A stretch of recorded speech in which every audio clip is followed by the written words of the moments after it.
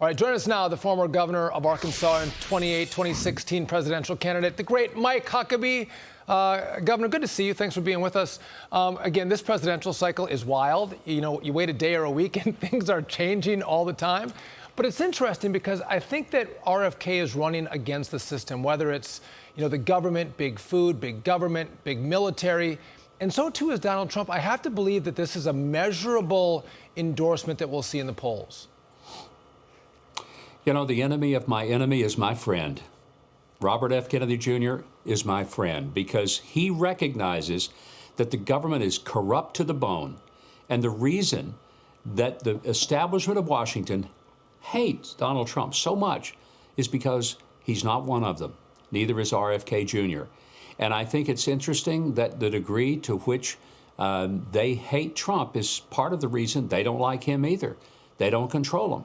I don't agree with everything that RFK Jr. does, but I've met with him, I've talked with him. I got nothing but respect for him because even on areas where we disagree, I want to tell you something. He's a person of courage and conviction. He doesn't take political convenience positions. He takes positions that he really believes in, and he does his homework.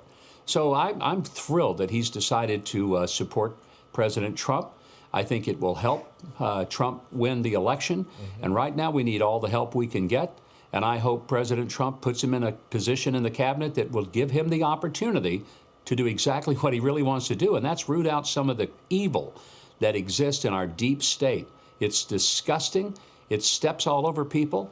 And if you want to unify this country, let's unify this country for ordinary working class people against the folks who are in the donor class who have run this system for a long time and have doggone near destroyed it. Yeah, you know, Governor, what's interesting, and of course, with the Kennedys, that is, it's a sentimental sense with, I think, all Americans, right? Especially my generation, just being born before JFK was killed. And then the nation sort of changed. And so with every Kennedy, we always seem to be looking for that kind of unity.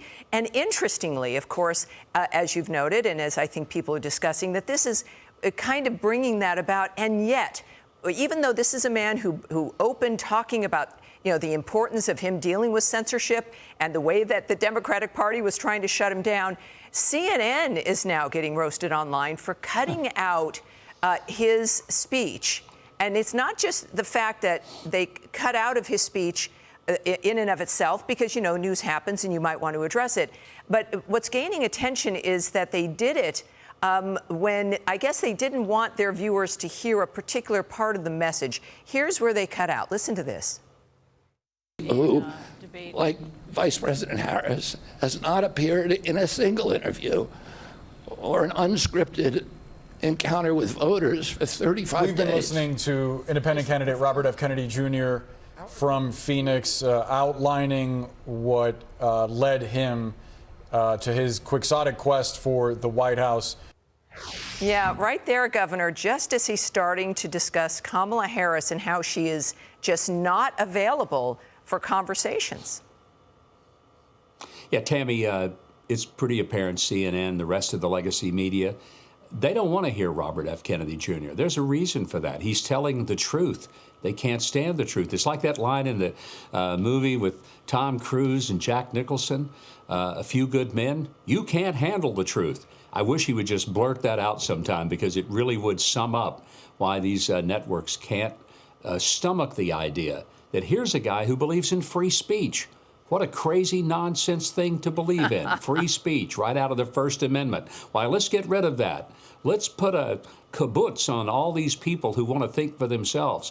I find it refreshing, and it's why I really love people like Elon Musk, and for that matter, RFK Jr. This country was built on people expressing ideas, even the ones I don't agree with. Exactly. And when these networks want to shut down the people who say something, you better watch out for them. They're the ones that'll give you the trouble. You know, Gov, you made a really good point. I mean, there's a lot of things I agree with RFK on. There's a lot of things I couldn't disagree with him more on, but he's put ideas on the table. When you were a governor, when you ran for president, you're an ideas guy, but not much came out of the DNC in regard to policy.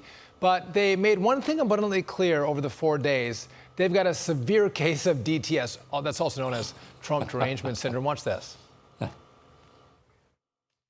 But the consequences of putting Donald Trump back in the White House are extremely serious. We need to beat back the dangers that Trump and his allies pose to the rule of law and our way of life. Donald Trump. Donald Trump. Donald Trump. Donald Trump. Donald Trump. Donald Trump.